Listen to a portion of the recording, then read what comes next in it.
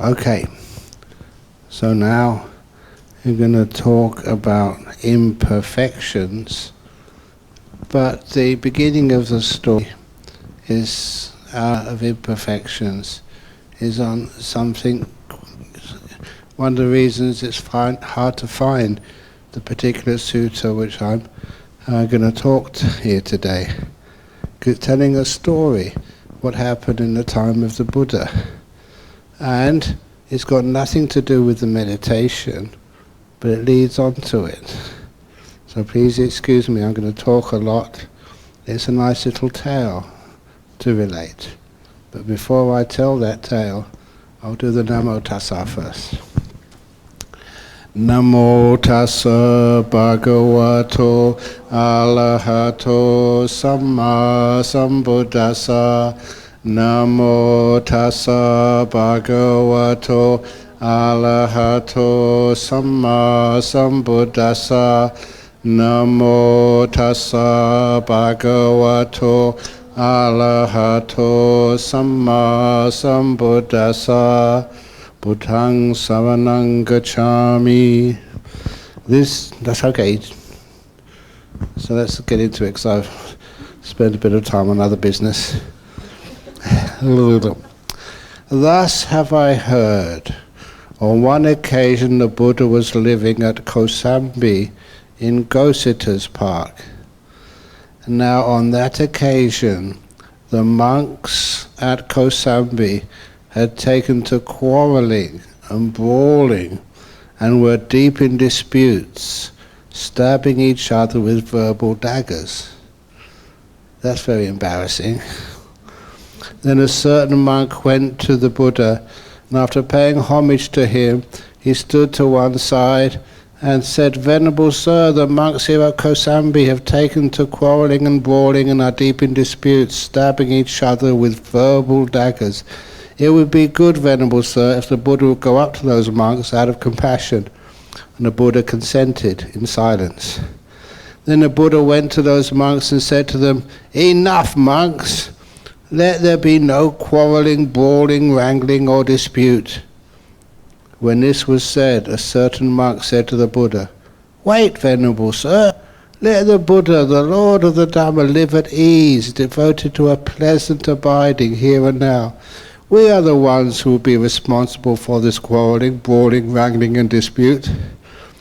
For a second time, the Buddha said the same, and for the third time, the Buddha said, "Enough, monks!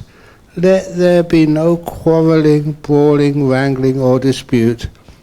And for the third time, that monk said to the Buddha, "Wait, Venerable Sir, we are the ones who will be responsible for this quarrelling, brawling, wrangling, and dispute."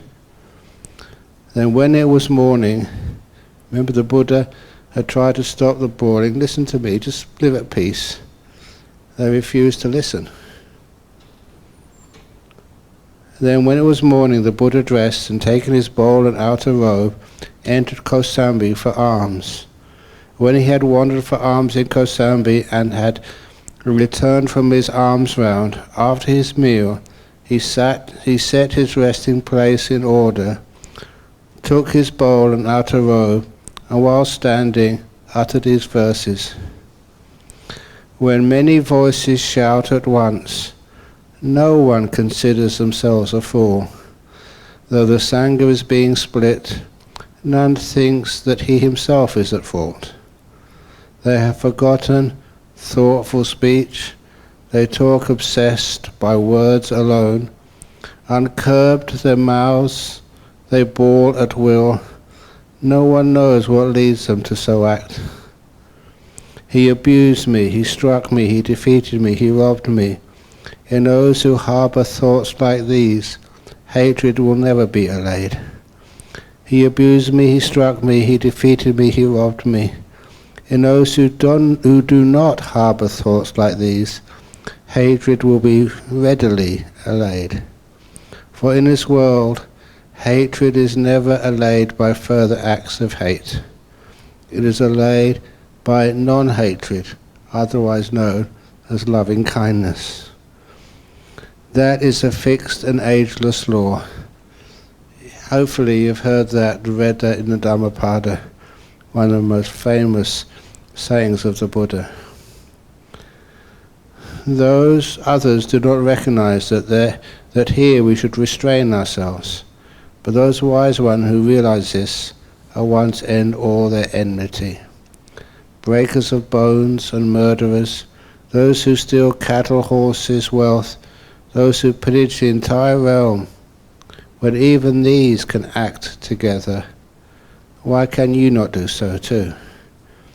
If one can find a worthy friend, a virtuous, steadfast companion, then overcome all threats of danger and walk with them content and mindful. But if one finds no worthy friend, no virtuous, steadfast companion, then as a king leaves his conquered realm, walk like a tusker, an elephant, in the woods alone. Better it is to walk alone. There is no companionship with fools. Walk alone and do no evil, at ease like a tusker in the wood. And there's so many of those verses coming from places like a sutta like this, which were taken out of the suttas and put in places like the Dhammapada, a very quick wisdom so people can understand the ways of happiness. Then, having uttered these stanzas while standing, the Buddha went to the village of Balakalonakara. On that occasion, the Venerable Bhagu was living at the village of Balakalonakara. When the Venerable Bhagu saw the Buddha coming in the distance, he prepared a seat and set out water for washing his feet. The Buddha sat down on the seat made ready and washed his feet. The Venerable Bhagu paid homage to the Buddha and sat down at one side, and the Buddha said to him, "I hope you are keeping well, monk. I hope you are comfortable. I hope you are not having any trouble getting alms food." That used to be the common greeting. If you went somewhere and saw a monk you hadn't seen for a while, you'd say to that senior monk, "I hope you are keeping well, I hope you are comfortable, I hope you are not having any trouble with alms food." Standard greeting. Then the Buddha instructed, urged, roused, and gladdened the Venerable Bhagu with a talk on the Dhamma, after which he rose from his seat and went to the Eastern Bamboo Park. Imagine getting a talk from the Buddha himself, just for you. Wow. And then on that occasion, the Venerable Anuruddha, the Venerable Nandiya, and the Venerable Kimbala were living at the Eastern Bamboo Park. That's the place they were on retreat. And this starts to discuss what I always say was, my perfect monastery. In all of the suttas, in all of the places where I read, I take this as the standard of how a monastic community should be set up, how it should be run. Small, efficient and kind. Anuruddha, Nandiya and Kimbala. You may notice, those of you who know Bodhinyana Monastery very well, I praise these three monks so much that often they take these names for themselves. Anuruddha left a little while ago from Bodhinyana Monastery. Nandiya is there, staying at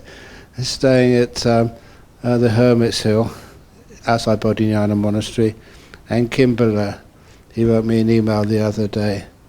These are beautiful monks with excellent names. Buddha coming in, they saw the Buddha, the park keeper. They had like a gatekeeper who looked after them. And the park keeper saw the Buddha coming in the distance and told them, "Do not enter this park, recluse.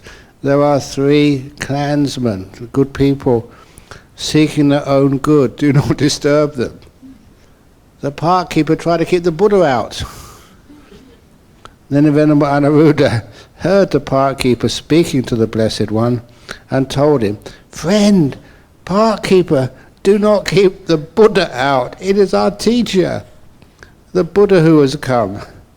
Then the boy Anuruddha went to the Venerable Nandiya and Kimbala and said, "Come out, Venerable Sir, come out. Our teacher, the Buddha, has come." Then all three went to meet the Buddha. One took his bowl, another took the outer robe, and one prepared a seat, and one set out water for washing the feet. And the Buddha sat down on the seat made ready, washed his feet. Then those three venerable ones paid homage to the Buddha and sat down at one side. You know, sometimes when I read these suttas, I think, what extra am I doing?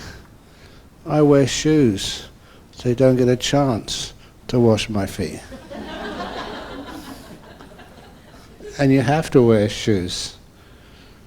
I remember somebody once tried to go barefoot into the airport to board a plane, and they were banned from boarding a plane without footwear.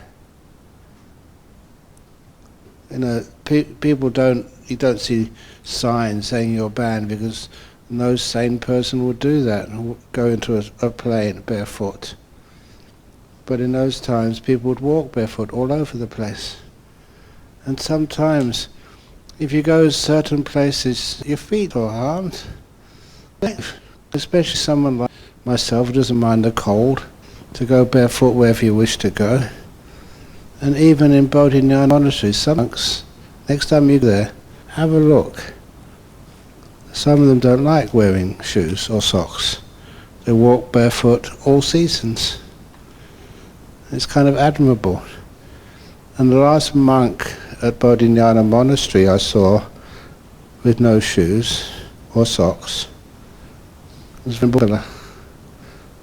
I just mentioned him. He says he's comfortable doing that. Saying, yeah, sadhu, sadhu, sadhu. You're living up to a monk in the suttas whose name you carry now.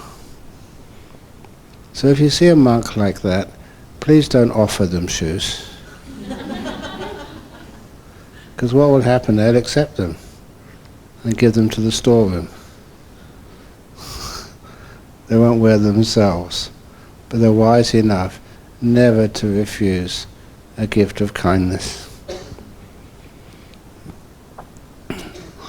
And anyway, now we get to the important stuff. I hope, Anuruddha, that you're all living in harmony, with mutual appreciation, without disputing, blending like milk and water, viewing each other with kindliness. Surely, Venerable Sir, I love this phrase. Surely, Venerable Sir, we are living in harmony with mutual appreciation, without disputing, blending like milk and water, viewing each other with kindly eyes. But, Anuruddha, how do you live like this? Venerable Sir, as I think this, it is a gain for me. It is a great gain for me that I am living with such companions in the holy life. I maintain bodily acts of loving kindness towards these venerables, both openly and privately. I maintain verbal acts of loving kindness towards them, both openly and privately. I maintain mental acts of loving kindness towards them, both openly and privately. I consider, why should I not set aside what I wish to do and do what these venerables wish to do? Then I set aside what I want to do and do what these venerables ones want to do. We are different in body, Venerable Sirs, but one in mind. The Venerable Nandiya said, and the Venerable Kimbala, he spoke likewise, adding, that is how, Venerable Sir, we are living in concord, with mutual appreciation, without disputing, blending like milk and water, viewing each other with kindly eyes. Good, good, Anuruddha. I hope you all abide diligent, ardent, and resolute. Surely, Venerable Sir, we are diligent, ardent, and resolute. But, Anuruddha, how do you do that? Venerable Sir, as to that, whichever of us returns first from the village with alms food, prepares the seats, sets out water for drinking and for washing, and puts the refuse bucket in its place. Whichever one of us returns last, eats any food left over if they wish, otherwise they throw it away where there is no greenery, or drop it into water where there is no life. Those are little rules of not polluting the places where they live. He puts away the seats and the water for drinking and for washing. They put away the refuse bucket after washing it, and they sweep out the refectory. Whoever notices that the pots of water for drinking, washing, or the latrine are low or empty, takes care of them. If they are too heavy for him, he calls someone else by a signal of hand, and they move it by joining hands. But because of this, we do not break out into speech. But every 5 days, we sit together, every 5 days, we sit together all night discussing the Dhamma. That is how we abide, diligent, ardent, and resolute. It would be wonderful to live in a monastery like that. You hardly ever speak, and people are always looking after you, and you're looking after them. And seniority doesn't really matter at all. You're friends. And now comes the reason why I chose this sutta. The meditations. Good, good, Anuruddha, but while you abide thus diligent, ardent and resolute, have you attained any superhuman states, a distinction of knowledge and vision, worthy of noble ones, a comfortable abiding? He's talking about the jhanas. Venerable sirs, as we abide here diligent and resolute, we perceive both light and the vision of forms. Soon afterward, the light and the vision of forms disappear, but we have not discovered the cause for that. This thing called nimitta, when you're starting watching the breath, and you start to get to the 9th stage of anapanasati, you experience the citta. That is like the light and vision of forms, otherwise known as nimitta, otherwise known as this beautiful object which replaces the breath, joyful and happy. But, he said, when we were doing this, we perceived it, but afterwards that light and vision of forms disappeared. And replies, that nimitta should be penetrated, comprehended, Anuruddha. You should discover the cause for that. And the Buddha carried on. Before my enlightenment, while I was still only an unenlightened bodhisattva, I too perceived both light and a vision of forms. Soon afterwards, the light and the vision of forms disappeared.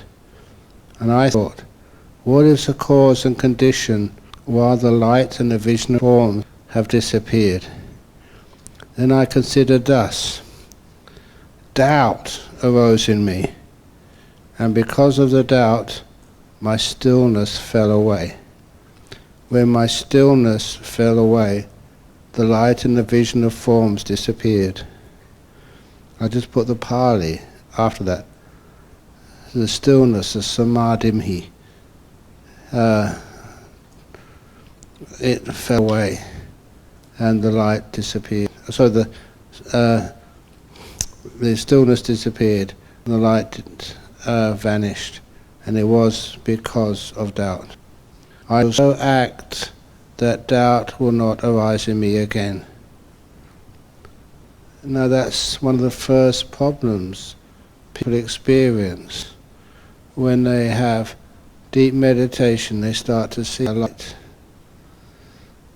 This is where my commentary comes in.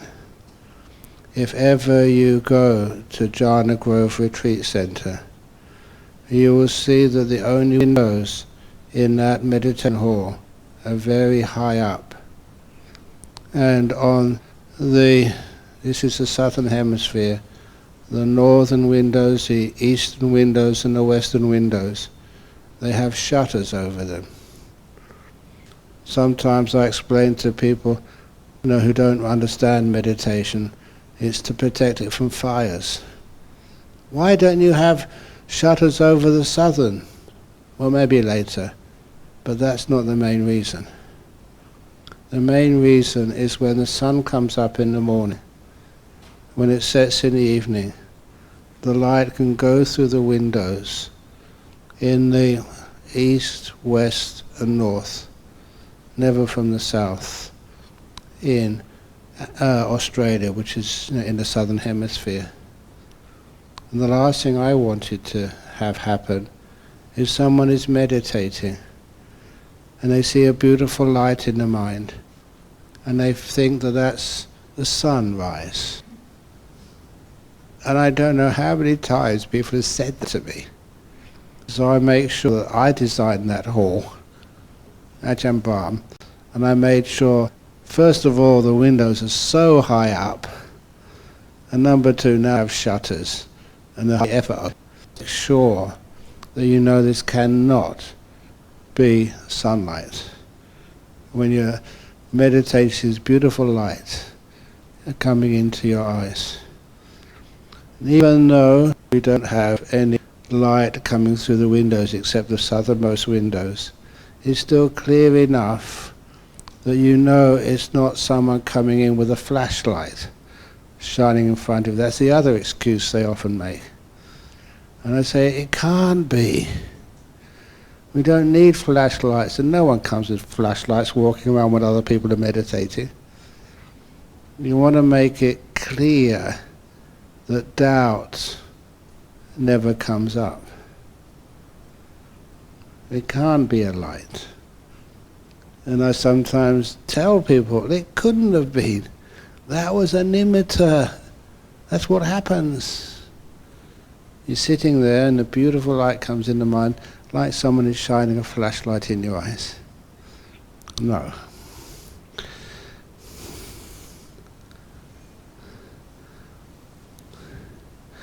As Anuruddha, I was abiding, diligent, ardent and resolute.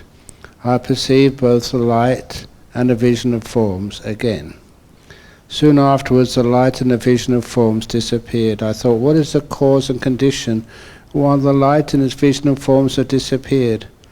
Then I considered thus, inattention rose in me. Because of inattention, my stillness fell away. When my stillness fell away, the light and the vision of forms disappeared. I shall so act that neither doubt nor inattention will arise in me. If that light and vision of forms is weak, then of course you have inattention and the stillness goes. That's less likely than doubt. Of all the times I've been giving interviews when people have been getting close to deep meditation, inattention was not one of the big problems. Doubt was. As a rule, 18. As Anuruddha, I was abiding diligent. I considered thus, how come that stillness and the light fell away? And this time it was because sloth and torpor arose in me. Because of sloth and torpor, my stillness fell away. When my stillness fell away, the light and the vision of forms disappeared. I shall so act that neither doubt nor inattention nor sloth and torpor will arise in me again. Sometimes I've had people saying that, the sloth and torpor, you kind of see a light, but it's not clear enough and it vanishes. And sloth and torpor in meditation, already people have asked questions about their sloth and torpor. And the answer, even at lunchtime today, that was one of the most common questions I was asked. And the answer always is, it's because you're sleep deprived. And I say that here as well. And I recognize my problems with sloth and torpor when I was a young monk. And now I look back on those days and think, how stupid could I have been? I'm supposed to be smart, with a good degree from Cambridge. But then, it got up in the mornings, and there was 3 a.m. Ajahn Chah was always asking us to only sleep 4 hours a day. I couldn't do that. I really tried. I usually got it down to 4.5 hours a day, and that was I couldn't do any more. And so 4 hours a whole day, or usually at night time, 3.5 or something, an hour after lunch. When I got up, this was in Thailand, in the northeast, in the jungle, in the forests. And the atmosphere in the forest was very, I think they call it like close, very hot, very sticky, muggy. And it was always much hotter than I was used to in London. And you all know that sometimes you come to Jhana Grove, the aircon is on, and I'm happy, it's nice and cool, and all of you guys and girls come in and just wearing a blanket. You're freezing. It's just what I've got used to in my upbringing. I like the cold. Not only that, but the atmosphere in a jungle is just very kind of oppressive for someone like me. And I hadn't gotten used to it. I hadn't slept very well, it was hot. And I was also mentioning at lunch today that it had so many mosquitoes around, which I wasn't used to either. And the insight which I got into why I was sleepy, I obtained when I had to go to Bangkok to renew my visa. When I went down to Bangkok, I heard that there was a good monastery where I was allowed to stay for a few days, in Wat Bawan. That was a very wealthy monastery, especially compared to the forest monasteries. I was given a room which had mosquito screens. You may think that that's indulgent. For me, that was a luxury which gave me so much insight.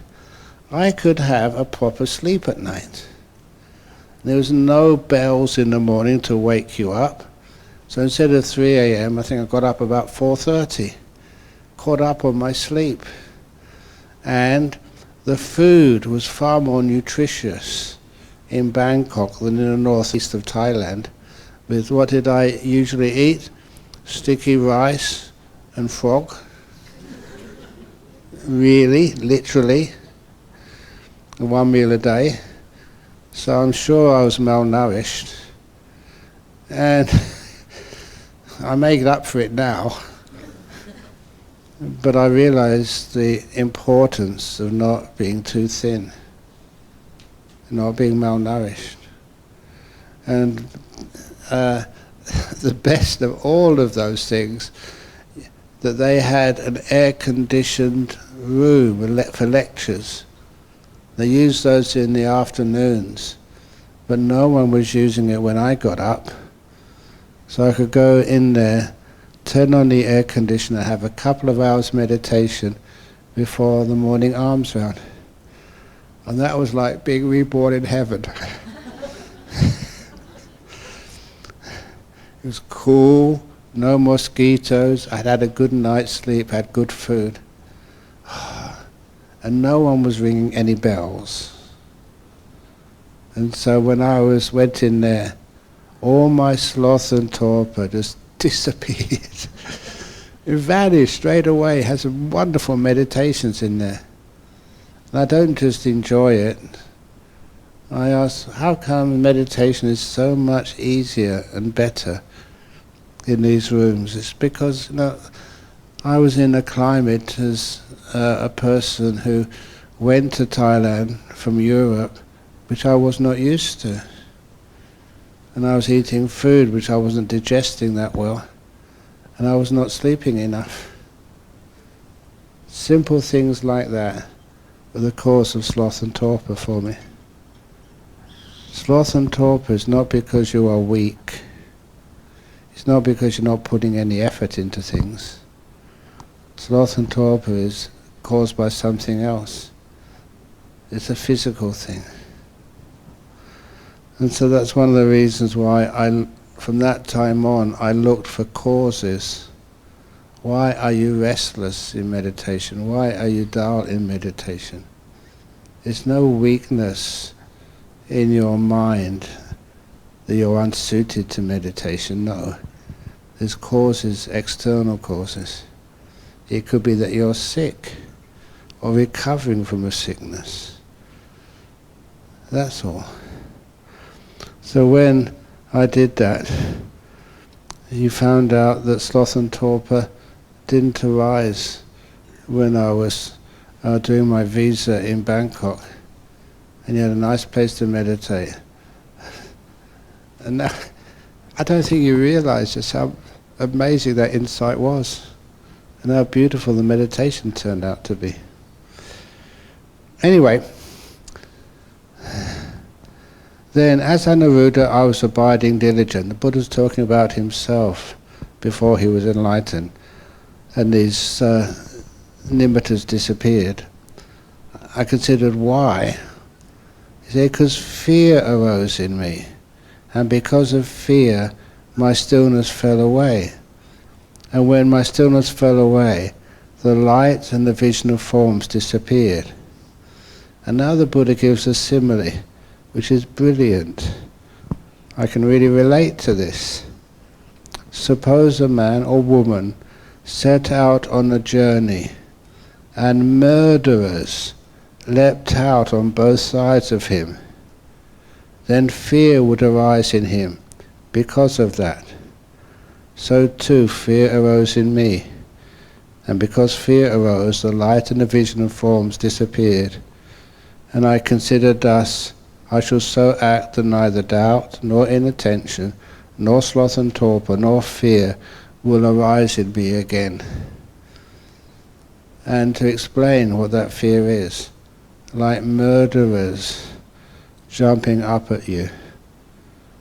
Sometimes, to go deep into this meditation, there's more things you have to let go of, especially your sense of self.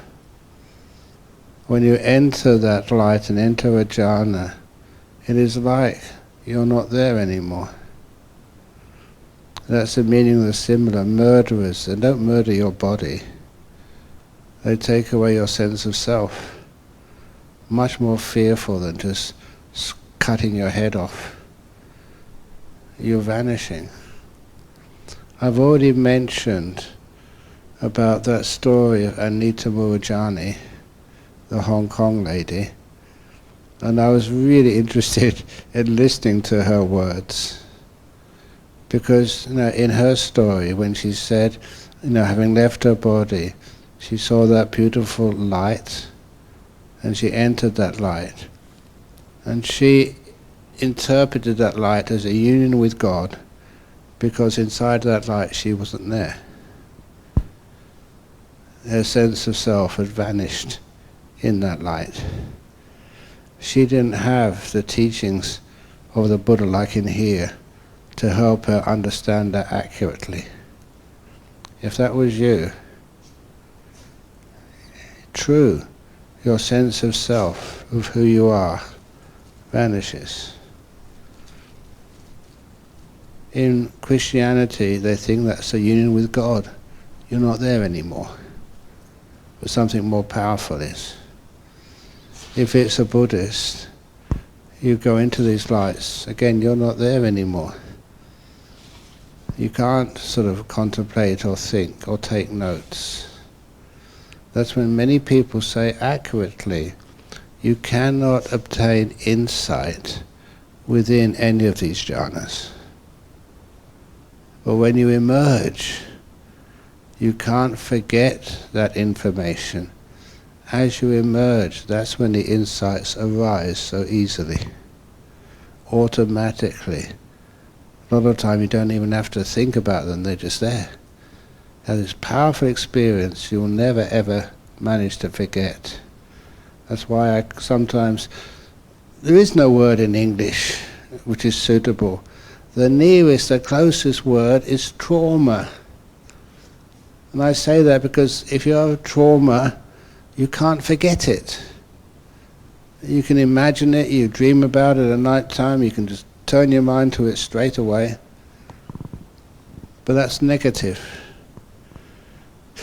These experiences of things like jhana, the beautiful, when you enter that light, these experiences, you can never forget them. But they're totally positive. It's like trauma without the negativity. Powerful experiences which you'll never forget. And because of that, that's why you see that there's a fear that you're having to let go of something which is very important to you, almost like fundamental to you. That's where that fear comes from. Like two murderers jumping up at you, overpowering you, and stealing something which is so, what you feel crucial to you, your sense of self. Have you heard monks and nuns, experts, talk about the great Buddhist teachings of anatta, non-self? This is where the self starts to vanish. That's scary. Nevertheless, it's beautiful. That's why when these, if you ever feel like that, the two murderers are jumping up at you and they're taking something really special from you, let them have it. Oh, you want to take my sense of self, please. But don't respond with fear. This happens quite often. That's when people say they were meditating, getting really still, really close to bliss, but they were really scared. Carry on, well done. You're really close. That's why I like reading this sutta. Like this, I will so act that neither doubt, nor inattention, nor sloth, nor torpor, nor fear will arise in me again. As I was abiding diligent, I considered thus, elation arose in me, and because of elation my stillness fell away. When my stillness fell away, the light and the vision of forms disappeared. So suppose a man seeking one entrance to a hidden treasure came all at once upon 5 entrances to a hidden treasure. Then elation would arise in him because of that. You find huge amounts of bliss. So too elation arose in me, and the light and the vision of forms disappeared. I considered thus, I shall so act that neither doubt nor inattention, nor these other things, nor fear nor elation will arise in me again. You're winning the lottery. Much more important than the lottery. You're getting really close to the jhanas and to enlightenment. And that you are. You think, oh, it may be okay for monks, may be okay for special people, but now that special person is you. Elation. Wow, I've done it. You haven't done it yet, but you're close. Please don't say wow. The fear is the oh, I don't know about this. And the elation is, wow, yeah, let's have it. And of course that destroys the stillness. And as an Aruda, I was abiding diligent. I considered this. Inertia arose in me, and because of my inertia, my stillness fell away. When my stillness fell away, the light and vision of forms disappeared. I shall so act that neither doubt nor inattention nor elation nor inertia will arise in me again. Sometimes the inertia, you don't allow progress to happen. You stay unwisely still.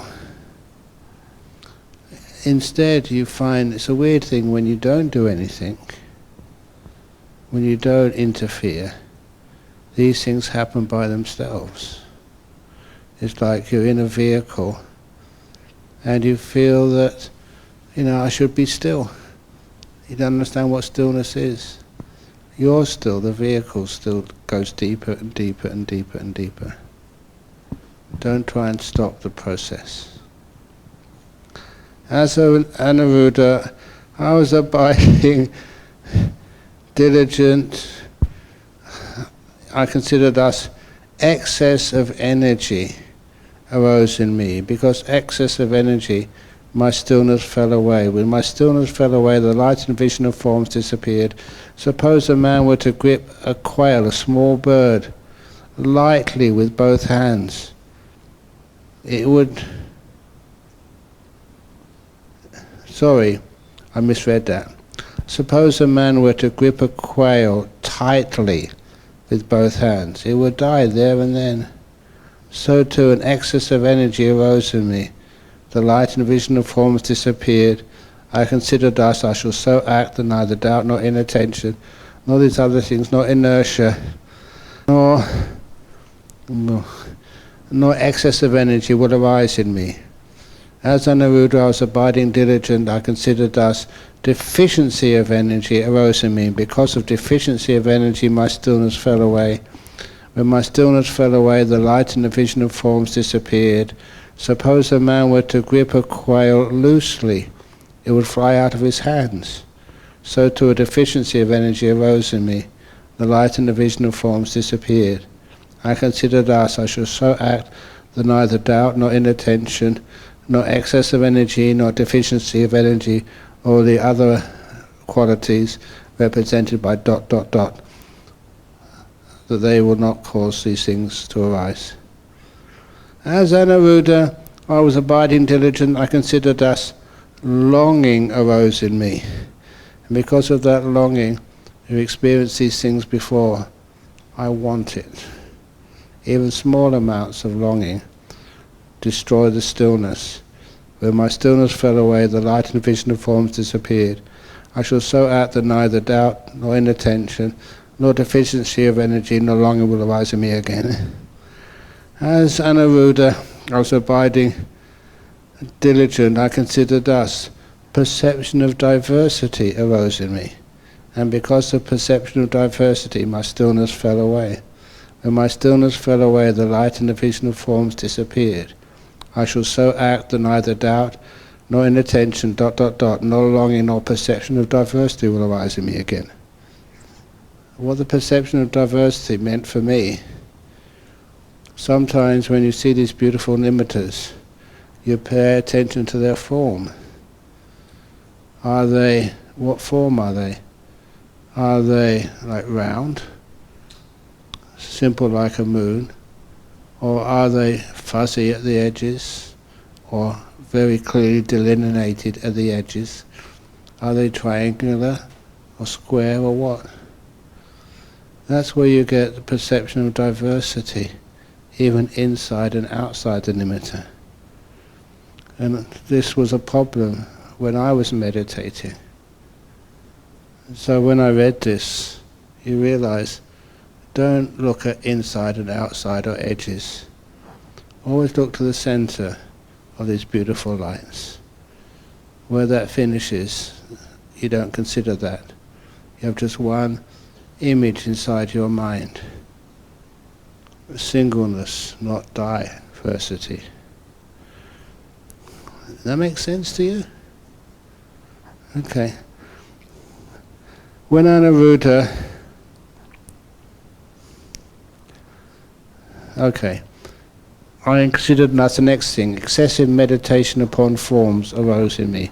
Because of excess meditation upon forms, my stillness fell away. When my stillness fell away, the light and vision of forms disappeared. Again, that is when you look on the outside. What shape is the nimitta? Has it got an edge?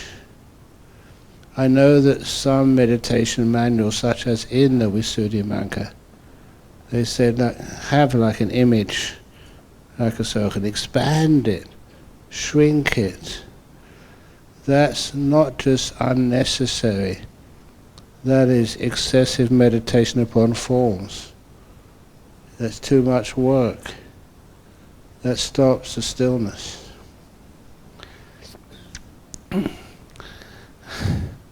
As Anuruddha was abiding, diligent, ardent, and resolute, I perceived light, but I did not see forms. I saw forms, but I did not see light. Even for a whole night or a whole night and day, I thought, what is the cause and condition for this? And I considered, on that occasion, when I do not attend to the sign of forms, but attend to the sign of light, I then perceive light, but not see forms. On that occasion, when I do not attend to the light nimitta, but attend to form nimitta, I then see forms, but do not see light, even for a whole night or day. As Anuruddha, I almost finished. As Anuruddha was abiding, diligent, ardent, and resolute, I perceived limited light and limited form. I perceived immeasurable light and saw immeasurable forms, even for a whole night and a whole day and a whole night. I thought, what is the cause and condition for this? Then I considered thus, on the occasion when stillness is limited, my vision is limited. And with limited vision, I perceive limited light and limited forms. But on the occasion when stillness is immeasurable, my vision is immeasurable. And with immeasurable vision, I perceive immeasurable light and see immeasurable forms, even for a whole night or a whole day or a whole day or night. Now, we sum it up. When Anuruddha, I understood that doubt is an imperfection of the mind and had abandoned doubt. When I understood that inattention is an imperfection of the mind and had abandoned inattention. When I had abandoned sloth and torpor, abandoned fear, abandoned elation, abandoned inertia, abandoned excess of energy, abandoned deficiency of energy, abandoned longing, abandoned perception of diversity, abandoned excessive meditation upon forms, an imperfection of the mind that I thought, I have abandoned those imperfections of the mind. Let me now develop stillness in 3 ways. What is abandoning stillness in 3 ways?